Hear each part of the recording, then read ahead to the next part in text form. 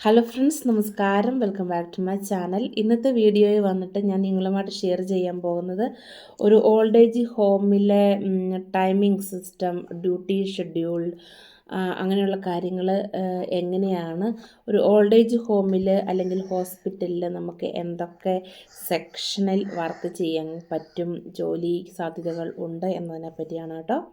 അപ്പോൾ വന്നിട്ട് എൻ്റെ വീഡിയോ ആദ്യമായിട്ട് കാണുന്നവരാണെങ്കിൽ ഒന്ന് സബ്സ്ക്രൈബ് ചെയ്യാനും ലൈക്ക് ചെയ്യാനും കമൻറ്റ് ചെയ്യാനും മറക്കരുത് കേട്ടോ.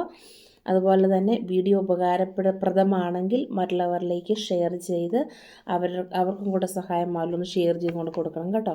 അപ്പോൾ നമുക്ക് വീഡിയോയിലേക്ക് പോവാം.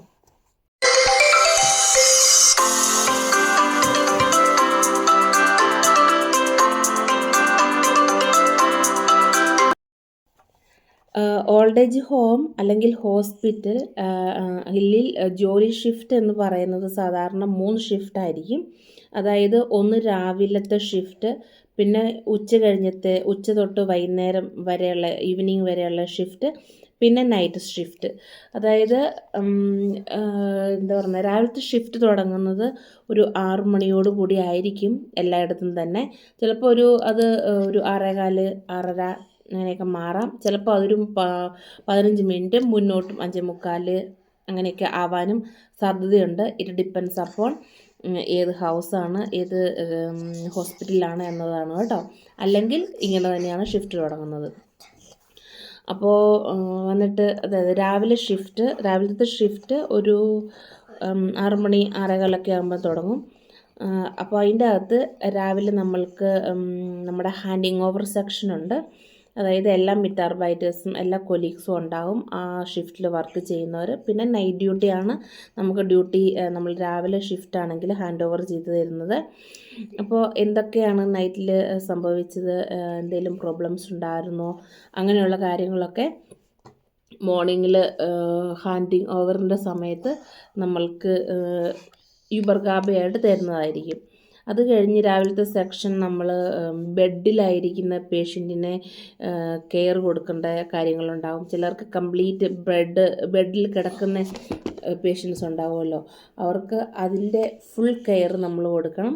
ചില പേഷ്യൻസ് സ്വന്തമായിട്ട് എഴുന്നേറ്റ് അവരുടെ ദൈനംദിന കാര്യങ്ങളൊക്കെ ചെയ്യാൻ പറ്റുന്നതായിരിക്കും. അങ്ങനെയുള്ളവർക്ക് എന്തെങ്കിലും കൊംപ്രസ്യൂൺ സ്ട്രോംഫ് എന്ന് പറയുന്ന ഒരു ഇതുണ്ട് നമ്മുടെ എല്ലാ എൽഡർലി പീപ്പിളുകൾക്കും. അതൊക്കെ അവരെ ഒന്ന് ഇടാൻ സഹായിക്കണം, അല്ലെങ്കിൽ അവരെ ഒന്ന് നമ്മൾ ഡ്രസ്സപ്പ് ചെയ്യാനൊക്കെ സഹായിക്കുന്നതായിട്ട് വരുന്ന പേഷ്യൻസ് ഉണ്ട്.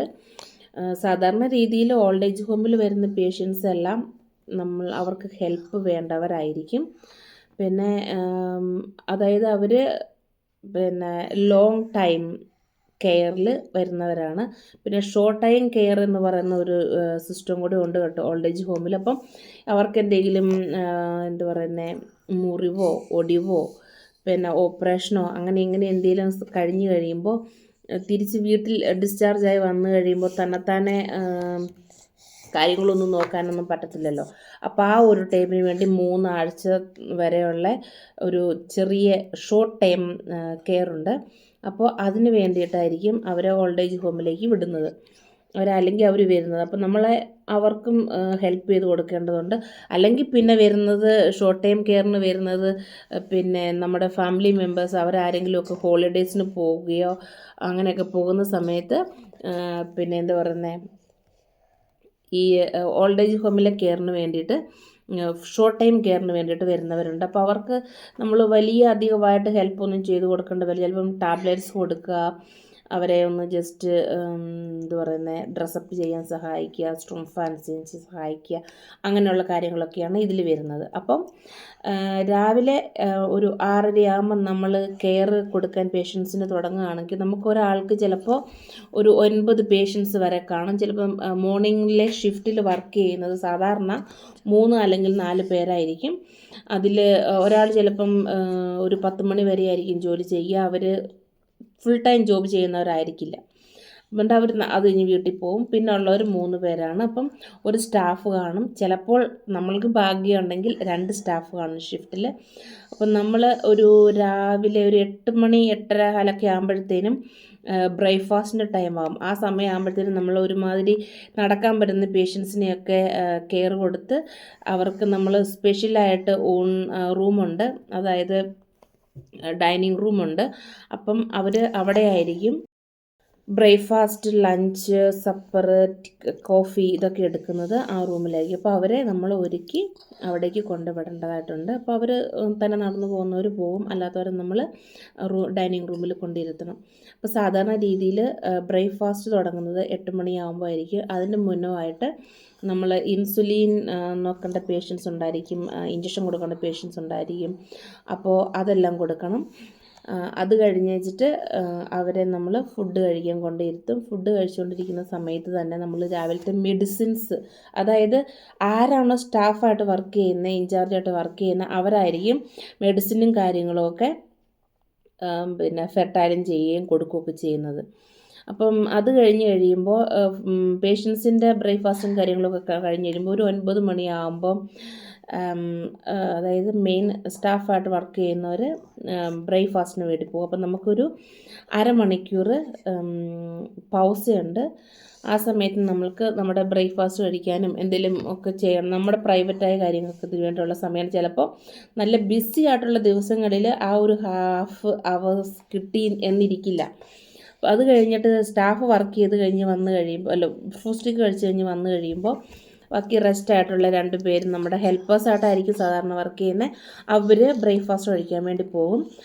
സാധാരണ രീതിയിൽ നമ്മൾ ആ ബ്രേക്ക്ഫാസ്റ്റ് കഴിക്കുന്നിടം ഒരു 9 മണി വരെ ഉള്ള മെയിൻ കെയേഴ്സ് കൊടുക്കുന്ന കാര്യങ്ങളെല്ലാം കഴിഞ്ഞ് കഴിയും. പിന്നെ നമ്മൾ സ്റ്റാഫ് വന്നു കഴിയുമ്പം അവർക്ക് പിന്നെ ഉച്ചയ്ക്ക് വേണ്ടിയുള്ള മെഡിസിനും കാര്യങ്ങളൊക്കെ എടുത്ത് വയ്ക്കണം. പിന്നെ ഏതെങ്കിലും പേഷ്യൻസിന് എന്തെങ്കിലും അപ്പോയിൻമെൻ്റ് എടുക്കണം, ഡോക്ടറെ വിളിക്കണം, എന്തെങ്കിലും ഇൻഫോം ചെയ്യാനുണ്ട്, അങ്ങനെയുള്ള കാര്യങ്ങളൊക്കെ ആയിരിക്കും സ്റ്റാഫ് ചെയ്യുന്നത്. അതായത് ഓൾഡ് ഏജ് ഹോമിൽ അങ്ങനെയാണ്.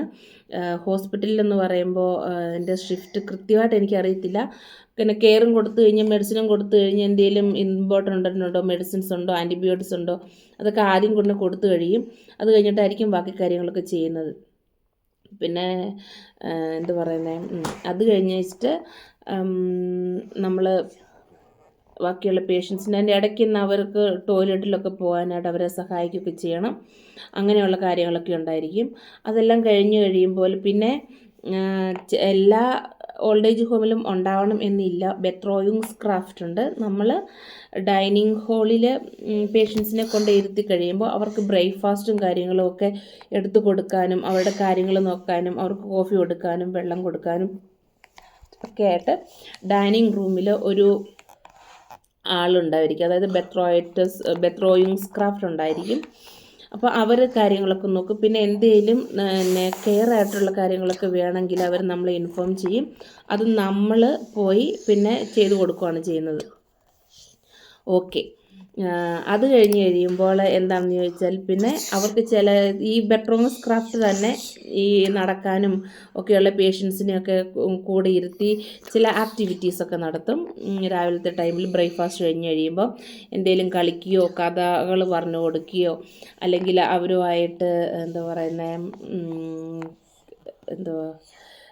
ഒരുമിച്ചിരുന്ന് കഥകൾ വായിക്കുക, പേപ്പർ വായിക്കുക, അങ്ങനെയുള്ള കാര്യങ്ങളൊക്കെ ബെത്രോയിങ്സ് ക്രാഫ്റ്റ് ചെയ്ത് കൊടുക്കും. ആ സമയത്ത് നമ്മൾ സിസ്റ്റേഴ്സ്, അതായത് ഇൻചാർജും പേഴ്സണൽ നമ്മളെ അസിസ്റ്റൻ്റായിട്ട് ഹെൽപ്പ് ചെയ്യുന്നവരൊക്കെ പേഷ്യൻസിൻ്റെ റൂം കാര്യങ്ങൾ, ബെഡ് കാര്യങ്ങളൊക്കെ എന്തെങ്കിലുമൊക്കെ ആയിട്ട് കിടക്കുകയാണെങ്കിൽ അതെല്ലാം ഒന്ന് റെഡിയാക്കി വയ്ക്കണം. പിന്നെ ഫ്ലീക്കിക്ക് ആവശ്യമുള്ള കാര്യങ്ങൾ എന്തെങ്കിലും നമുക്ക് ഓരോ പേഷ്യൻസിനും ഓരോ റൂമിലൊരു കബോർഡ് ഉണ്ടായിരിക്കും. അതിൻ്റെ അകത്ത് അവരുടെ എല്ലാ കാര്യങ്ങളും ഉണ്ട്. അവർ ഉപയോഗിക്കുന്ന കെയറിന് വേണ്ടിയിട്ടുള്ള എല്ലാ സാധനങ്ങളും, അവരുടെ മെഡിസിൻ, അവരുടെ പിന്നെ കണ്ണിലൊഴിക്കുന്ന മെഡിസിൻ, അങ്ങനെയുള്ള കാര്യങ്ങളും, ക്രീം, അവർ ഉപയോഗിക്കുന്ന നാപ്കിൻസ്, ഇങ്ങനത്തെ കാര്യങ്ങളൊക്കെ അവരുടെ ആ ഒരു കബേർഡിൻ്റെ അകത്തായിരിക്കും. അതൊക്കെ ഉണ്ടോ, അതൊക്കെ കുറവുണ്ടെങ്കിൽ നമ്മൾ വീണ്ടും ഫില്ല് ചെയ്യണം. അങ്ങനത്തെ കാര്യങ്ങളൊക്കെ ആ സമയത്ത് ഫ്ലീഗ് അസിസ്റ്റൻ്റായിട്ട് ഹെൽപ്പ് ചെയ്യുന്നവർ നമ്മളെ സഹായിക്കും. പിന്നെ വന്നിട്ട് എന്താണെന്ന് പറഞ്ഞാൽ ഞാൻ പറഞ്ഞല്ലോ ആദ്യമായിട്ട് തന്നെ ബ്രേക്ക്ഫാസ്റ്റ് കഴിച്ച് വന്നു കഴിയുമ്പോൾ ടെസ്റ്റ് കാര്യങ്ങൾ അങ്ങനെയുള്ള കാര്യങ്ങൾ ഡോക്ടറിനെ വിളിക്കുക, ഇൻഫോം ചെയ്യുക, അപ്പോയിൻമെൻ്റ് എടുക്കുക, ഇങ്ങനെയുള്ള കാര്യങ്ങളൊക്കെ അതായത് സ്റ്റാഫ് ക്രാഫ്റ്റ് ചെയ്യുന്നതായിരിക്കും. അത് കഴിയുമ്പോൾ ഓൾറെഡി ലഞ്ചിൻ്റെ സമയമാവും. ലഞ്ചിൻ്റെ സമയമാകുമ്പോൾ നമ്മൾക്ക് മെയിൻ സിസ്റ്റം അത് കുക്കിങ്ങിൻ്റെ കാര്യങ്ങളൊക്കെ ഓരോ ഹൗസിലും കിച്ചൺ കാണും. അവിടെ ആയിരിക്കും ഫുഡ് പ്രിപ്പയർ ചെയ്യുക. ഫുഡ് പ്രിപ്പയർ ചെയ്ത് ഒരു വലിയ ഫുഡ് വാഗനുണ്ട്. അതിൽ എല്ലാ പേഷ്യൻസിൻ്റെ പേരും കാര്യങ്ങളും എഴുതി അവരുടെ ഫുഡും കാര്യങ്ങളും ഒക്കെ നമ്മൾ നമുക്ക് വാർഡിൽ കൊണ്ട് വെച്ച് തരും. അപ്പോൾ നമ്മളത് പേഷ്യൻസിന് കൊണ്ട് കൊടുക്കണം. ചില പേഷ്യൻസ് ബെഡിൽ തന്നെ കിടക്കുന്ന പേഷ്യൻസാണ്. നമ്മൾ അവരെ ബെഡിൽ നിന്ന് പുറത്തെടുത്തില്ലെങ്കിൽ അവരെ ഫുഡ് കഴിക്കുന്ന റൂമിലായിരിക്കും. അതായത് നമ്മൾ സിസ്റ്റേഴ്സ്, അതായത് സ്റ്റാഫ് അവർക്ക് ഫുഡ് എന്താ പറയുന്നത് അൺറാഹിം ചെയ്ത് കൊടുക്കണം, അല്ലെങ്കിൽ അവർക്ക് സെർവ് ചെയ്ത് കൊടുക്കണം. അവരുടെ സ്പൂണും കാര്യങ്ങളൊക്കെ അവർക്ക് ഫുഡ് കഴിക്കാൻ പറ്റില്ല, നമ്മൾ അവരെ സഹായിക്കണം ഫുഡ് എടുക്കാൻ വേണ്ടിയിട്ട്.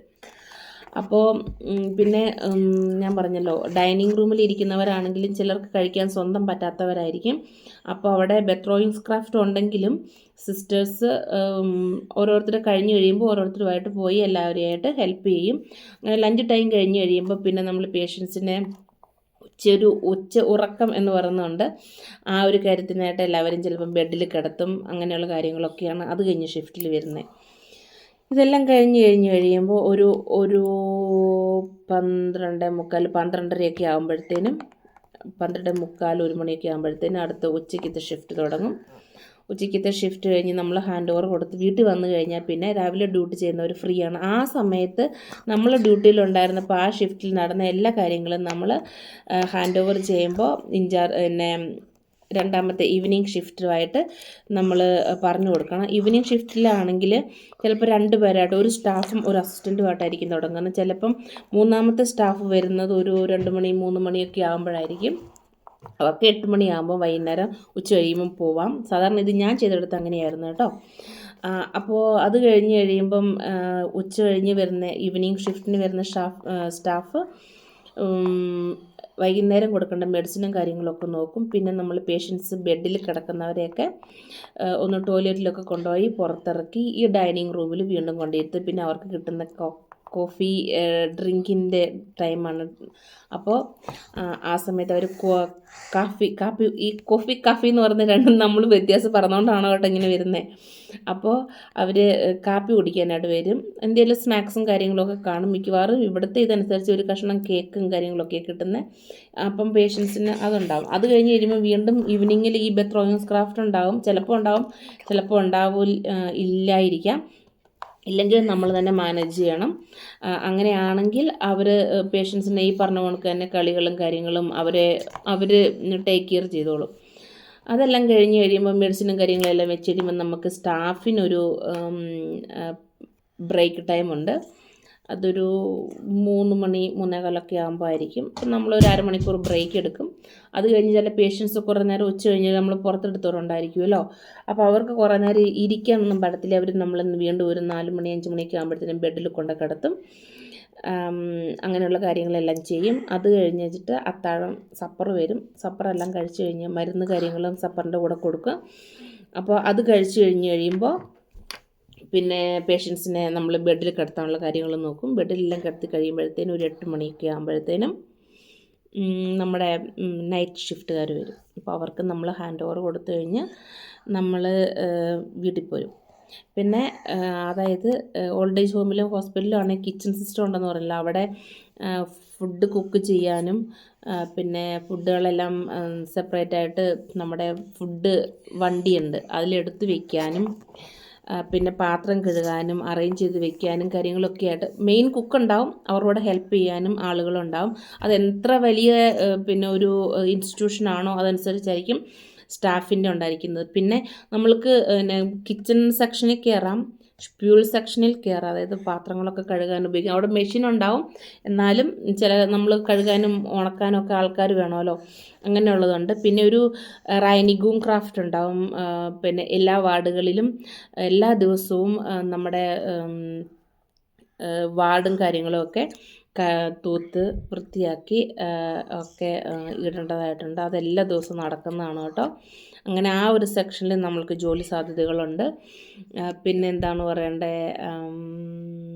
ഒരു ഹൗസ് മൈസ്റ്റർ, അതായത് നമ്മൾക്ക് നമ്മുടെ പിന്നെ ഇൻസ്റ്റിറ്റ്യൂഷനിൽ എന്തെങ്കിലും കറണ്ട് കാര്യങ്ങൾ, പിന്നെ ബെഡ് സിസ്റ്റം, എന്ത് റെപ്പറാറ്റൂർ കാര്യങ്ങളും ഉണ്ടെങ്കിലോ റിപ്പയർ ചെയ്യേണ്ട കാര്യങ്ങളുണ്ടെങ്കിൽ അതിനായിട്ട് വേണ്ടിയിട്ടൊക്കെ ഒരു ഹൗസ് മൈസ്റ്ററായിട്ട് ഒരാളുണ്ടാവും, അവരുടെ ഒരു അസിസ്റ്റൻറ്റും ഉണ്ടാവും. അങ്ങനെയാണ് പിന്നെ ഇവിടുത്തെ ഓൾഡ് ഏജ് ഹോമിലെ സിസ്റ്റം സാധാരണ രീതിയിൽ. അങ്ങനെ തന്നെയാണ് ഹോസ്പിറ്റലുകളിലും. അപ്പോൾ ഇതൊക്കെയാണ് ഒരു ഓൾഡ് ഏജ് ഹോമിലെ ജോലിയുടെ നമ്മൾക്കുള്ള സാധ്യതകൾ. പിന്നെ സിസ്റ്റം അങ്ങനെയാണ്. നമ്മൾ ഹോസ്പിറ്റലിൽ വർക്ക് ചെയ്യുക എന്ന് പറയുന്നതിലും ഒത്തിരി ഡിഫറെൻ്റാണ് ഓൾഡ് ഏജ് ഹോമിൽ. ചിലർ പറയും ഹോസ്പിറ്റലാണ് നല്ലത്, ചിലർ പറയും ഓൾഡ് ഏജ് ഹോമാണ് ബെറ്റർ, അവിടെ എനിക്ക് ടെൻഷൻ ഫ്രീ ആണ്, വർക്ക് ചെയ്യാം. എന്നെ സംബന്ധിച്ചിടത്തോളം ഞാൻ ഹോസ്പിറ്റലിൽ ഇതുവരെ വർക്ക് ചെയ്തിട്ടില്ല. പിന്നെ വന്നിട്ട് നമ്മുടെ രാവിലത്തെ സിസ്റ്റവും കാര്യങ്ങളും കെയറും മെഡിസിനും ബ്രേക്ക്ഫാസ്റ്റും ഒക്കെ കഴിഞ്ഞ് കഴിയുമ്പോൾ എല്ലാവരും ഒന്ന് ഡോക്യുമെൻറ്റേഷൻ ചെയ്യാൻ വേണ്ടിയിരിക്കും. അത് മസ്റ്റായിട്ട് ചെയ്ത് കഴിയണം. പിന്നെ ഉച്ചയ്ക്ക് പേഷ്യൻസിനെ കിടത്തി കഴിഞ്ഞിട്ട് നമുക്ക് ഡോക്യുമെൻറ്റേഷനുണ്ട്. ഉച്ച വരെയും രാവിലത്തെ കാര്യങ്ങൾ എന്താണെന്നുള്ളത് രാവിലെ എഴുതി വയ്ക്കണം, നമ്മൾ ഡോക്യുമെൻറ്റേഷൻ ചെയ്യണം. പിന്നെ അത് കഴിഞ്ഞിട്ടുള്ള കാര്യവും കൃത്യമായിട്ട് ഡോക്യുമെൻറ്റേഷൻ ചെയ്ത് വയ്ക്കണം, അത് മസ്റ്റാണ്. പിന്നെ എവിടെയെങ്കിലും എന്തെങ്കിലും സംഭവിച്ചു പോയി കഴിഞ്ഞാൽ ആ ഡോക്യുമെൻറ്റേഷൻ മാത്രമാണ് നമ്മൾക്കുള്ള പ്രൂഫ്. അതുപോലെ തന്നെ ഈവനിങ് ഷിഫ്റ്റിലും നൈറ്റ് ഷിഫ്റ്റിലും ഡോക്യുമെൻറ്റേഷൻ മസ്റ്റാണ്. നമ്മൾ ചെയ്ത കാര്യങ്ങൾ ചെയ്ത് കഴിയുമ്പോൾ എന്തൊക്കെയാണ് ചെയ്തത്, എന്തായിരുന്നു ഇമ്പോർട്ടൻ്റ് ആയിട്ടുള്ളത്, പേഷ്യൻ്റ് ഓക്കെ ആയിരുന്നോ അല്ലയോ, പേഷ്യൻറ്റിന് എന്തെങ്കിലും കാര്യങ്ങളുണ്ടായിരുന്നോ, അങ്ങനെയുള്ള കാര്യങ്ങളൊക്കെ നമ്മൾ ഡോക്യുമെൻറ്റേഷൻ ചെയ്യണം. പിന്നെ ഞാനിതിൽ ഒന്ന് പറയാൻ മറന്നുപോയത് എന്താണെന്ന് വെച്ചാൽ, നമ്മുടെ പേഷ്യൻസിൻ്റെ ഡ്രസ്സും കാര്യങ്ങളൊക്കെ ഉണ്ടല്ലോ, അത് ചില ഇൻസ്റ്റിറ്റ്യൂഷനിൽ അവർ തന്നെ ഒരു കമ്പനിക്ക് കൊടുത്തിട്ട് അവർ കമ്പനിയിൽ നിന്ന് വാഷ് ചെയ്ത് കാര്യങ്ങളൊക്കെ കൊണ്ടുവന്ന് നമ്മൾക്ക് ഹൈമിൽ ഡെലിവറി ചെയ്യുകയാണ് ചെയ്യുന്നത്. ഈ പേഷ്യൻസിൻ്റെ ഡ്രസ്സുകളൊക്കെ ഫെർട്ടൈലും ചെയ്യാനോ റൂമിൽ കൊണ്ടുപോകാനോ അറേഞ്ച് ചെയ്ത് വെക്കാനോ ഒക്കെ ആയിട്ട് ഒരു സ്റ്റാഫ് ഉണ്ടായിരിക്കും. ആ ഒരു സിസ്റ്റവും കൂടെ ഓൾഡ് ഏജ് ഹോമിലുണ്ട് കേട്ടോ. അത് ഹോസ്പിറ്റലിൽ ഇല്ല എന്നാണ് എനിക്ക് തോന്നുന്നത്. കാരണം ഹോസ്പിറ്റലിൽ വാഷ് ചെയ്ത് ഡ്രസ്സ് ചെയ്ത് വെക്കേണ്ട കാര്യമില്ല. കാരണം പേഷ്യൻസ് ഡ്രസ്സും കൊണ്ട് പോകുന്നു, തിരിച്ച് വീട്ടിൽ കൊണ്ടുവരുന്നു, വാഷ് ചെയ്യുന്നു, അങ്ങനെയുള്ള ഒരിതുണ്ട്. ആ ഒരിതും കൂടെ നമ്മുടെ ഓൾഡ് ഏജ് ഹോം സിസ്റ്റത്തിലുണ്ട് കേട്ടോ. പിന്നെ പേഷ്യൻസിന് നമ്മൾ രാവിലത്തെ കെയറും കാര്യങ്ങളും എല്ലാം കഴിഞ്ഞ് കഴിയുമ്പോൾ തെറാപ്പികളുണ്ടാവും. ഫിസിയോതെറാപ്പി, ലിംഫ് ഡ്രെയിനേജ്, പിന്നെ ഡോക്ടേഴ്സ് വിസിറ്റ്. അത് മോസ്റ്റ്ലി വരുന്നത് ആഫ്റ്റർനൂണുകളിലാണ്. പിന്നെ എമർജൻസി വല്ല വിസിറ്റും ഉണ്ടെങ്കിൽ അത്, അങ്ങനെയുള്ള കാര്യങ്ങളൊക്കെ രാവിലെ ഉണ്ടാവും. അപ്പോൾ നമ്മൾ അതിനായിട്ടും കൂടെ പേഷ്യൻസിൻ്റെ കൃത്യമായിട്ട് അവരെ ഒരുക്കണം, അവർ റെഡി ആയിരിക്കണം, ആ സമയത്ത് അവർ അവൈലബിൾ ആയിരിക്കണം. അപ്പോൾ വീഡിയോ ഉപകാരപ്രദം ആയി എന്ന് ഞാൻ വിശ്വസിക്കുന്നു. വേറൊരു വീഡിയോയുമായി വരുന്നത് വരെ tata, bye, take care. Subscribe ചെയ്യാൻ മറക്കരുത് കേട്ടോ.